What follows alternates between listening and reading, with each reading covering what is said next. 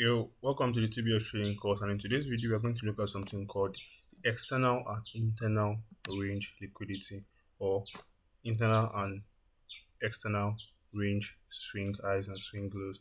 So let me just write that. So we have, let me increase this to about 20 or so.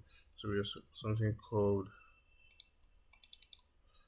external, external and internal.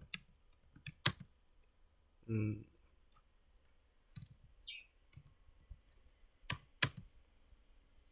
Range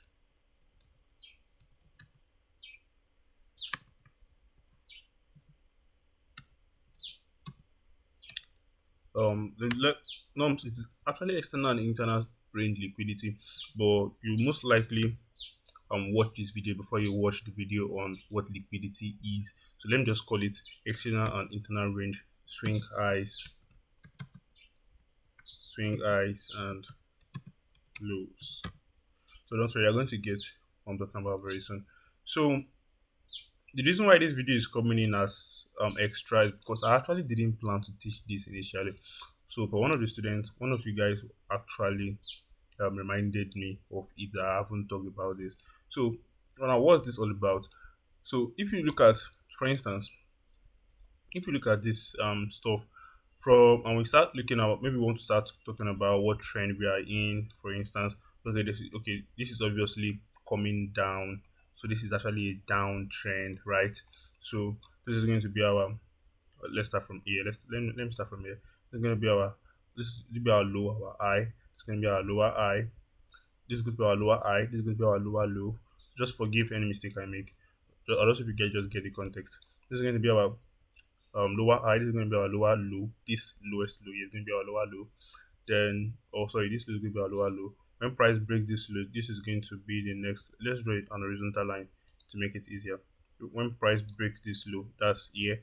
This is going to be our next lower high, lower low, and the likes and the likes and the likes. So, but if you notice, if you look in between these lower highs, and for instance, let's take this for example. Let's take this for example. This lower high, right? This is the lower high. That's a lower high. Oh, sorry, that looks disgusting. Lower high. Okay, got it at last. And this is the lower low. So if you're looking at this lower high and lower low, let's draw an horizontal line in between the two of them. So this is the lower high, and this is the lower high, lower low. So if you notice something in between, let's zoom in, and to make it look even better, use let's use um a rectangular box to cover it. Let's change the color of the rectangular box to something more. I think let's need something that will make a difference. Okay, let me use purple and increase this a little bit, the opacity a little bit. Yeah, I think I should be able to see that now. So inside this purple rectangle, you will see other. If don't forget that this is the lower eye. Inside this purple rectangle, you're still going to see other smaller highs and lows. Highs, if you notice, I call them highs and lows. These are not significantly lower highs and lower lows. In fact, sometimes you might even see it something like this. Maybe this one is actually this is a downtrend and everything is actually even coming down. There are some that you might actually end up seeing something like this sometimes. Maybe this is your lower high and this is your lower low. So you might actually end up seeing stuff like this. Now you might ask yourself, are you in an up? Is this an uptrend? Before, no, it is not an uptrend. They're actually insignificant. This stuff is actually very, very. They have their significance, but when we're talking about higher highs and higher lows, pertaining to trend, let me say it like that, pertaining to the trend of this particular pair in this particular time frame, in this 1 hour time frame, these highs and lows in between a particular range is insignificant. So why do I call it range? The range in this term, we talk about range in market as something like this. This is a range. equal highs and equal lows. Let's point that out. Equal highs, or let's say relatively equal highs and relatively equal lows. This is a ranging market, something like this. So, but this is a range because it in between. Also, I'm already mixing words together. The price action that occurs in between a swing high and a swing low is also known as a range, because for instance, this inside this swing high, this is the lower high and this is the lower low. Price action occurring in between them is also a range. So it is not a range like this, but we also term it as a range. So what's the best thing to call these swing highs and swing lows inside this? This is, don't forget that this is the lower high and this is the lower low. So the best thing to do is just to call them highs and lows. Just call these highs, lows, highs, until price has broken the previous lower low before you can now call this a lower low. Then if this is the lower low, this is going to be the lower high. As simple as that. So if you want to find out the range, this doesn't really have a range, because if I put this here and I put this here, you find out that price broke this lower low, and this is going to be the current lower high. So let's look for another example. Yes, this is a very nice example. So if I put this horizontal line here and I put the second one here, you see that price broke this previous low down, then started giving us an uptrend like situation inside this range. So this is just an high, or this is just a low, this is just another high, until price has either broken this current high. I mean, until price has broken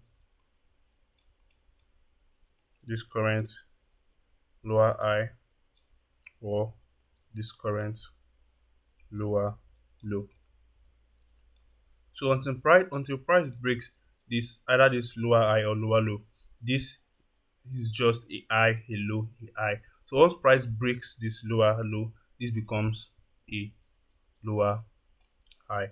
So what are the calling if something like this happened, maybe price did this, came down to this place, then breaks upward, then that's when it's going to be a change of character, right? It's going to be a change of character, and this is going to be an higher low, higher high. Okay, to make it much more explanatory, let's look for a bullish scenario. Now, I a bullish scenario. Yeah, this is a very nice one. So, so boom, and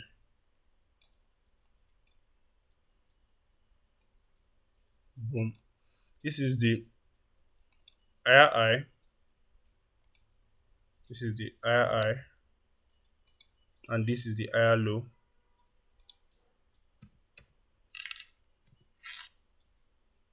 And this is the higher low. So this is the higher high and this is the higher low. So in between this higher high and the higher low, you can see all this price action. You can see all this price action. So all this actually irrelevant until price breaks this previous higher high. So this will now become relevant. So for instance, you see all these lows, this higher high, this one that looks as if it's a lower. This looks like high, low, lower high, lower low, lower high. They are all actually not really significant pertaining to the major trend. So you can actually call them a lower time frame trend, because if I jump down to a smaller time frame, this is going to be another trend on its own. So, and the last thing I want to talk about in this video is, earlier I said external and internal range swing highs and swing lows.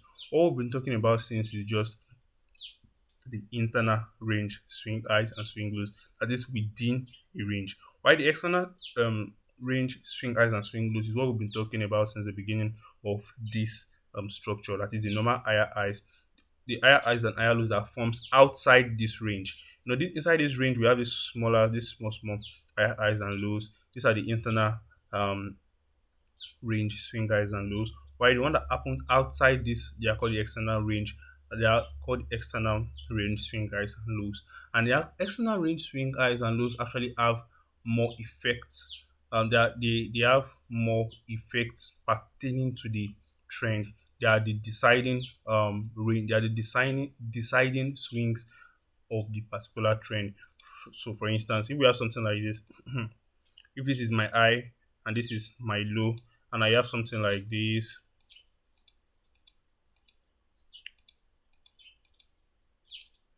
I don't know if so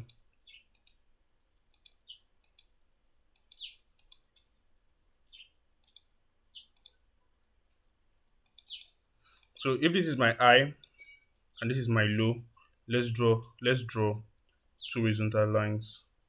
Okay, we draw an horizontal line here. Horizontal line, horizontal line. You see this high, this low. This you see all this price action that happened inside this in between this high and low. They are actually very very very insignificant. They have nothing to do with the trend. You can see that price kept going up and all. That doesn't change the fact that this trend is a downtrend until price broke out of this internal range liquidity. Until price broke out of this internal range swing, lose or swing whatever. Until price broke out of it, that's when we could now continue and say that this is our up downtrend. So for instance, if we have something like this, something like this, price is up, then the fact that price keeps creating lows and lows doesn't change the fact that this is an uptrend. So this we already know this is an uptrend. Even if we see something like this is an uptrend on this. The fact that this is an uptrend hasn't changed. Why? Because price has not broken out of this internal range swing highs and lows, or internal range liquidity. Price has not broken out of this um, external range high. Sorry, price has not broken out of this external range high and external range low. This is external. Don't forget, this is external. So let us just try to label that real quick. So this is external, external X, and this is internal. This is external,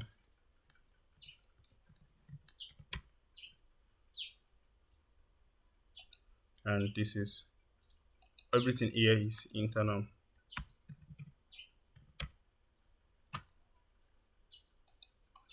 Everything here is internal. So don't forget that the external range swing highs and lows decide the trend for that particular time frame. While the internal range, they just help you to understand what's actually going on. For instance, you want to buy and you keep seeing stuffs like this. You know, okay, let me wait for price to take out all this liquidity. Okay, boom, price has taken out liquidity. Probably testing an order block. You have seen a break of structure, all those kind of stuff. That's what the internal range liquidity does. Now, don't forget, I've been saying something over and over and over, is that, and I've been saying that for this particular time frame, for this particular time frame. Now, what do I mean by this particular time frame? So, the trend of a particular pair, um, although we have the overall trend, but most times the trend you are seeing on a particular pair most likely depends on the time frame you are currently trading on. For instance, if I go to a weekly time frame, you see that that's okay.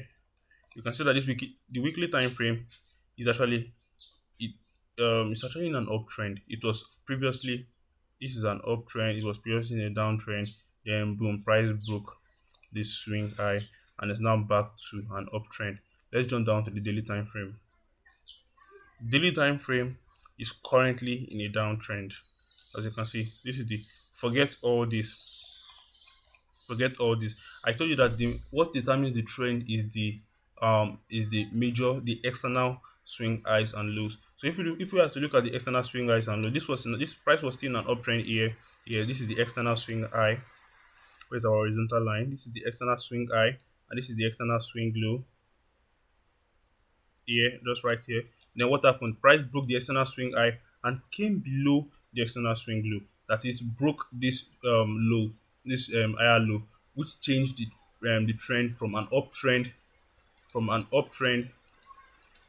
to a downtrend, which is called a change of character. That is a break of structure that changes the trend of a particular pair. So in a daily time frame, this is in a downtrend. Um, in a 2 hour time frame, this is back to an uptrend. If we jump to a 5 minute time frame,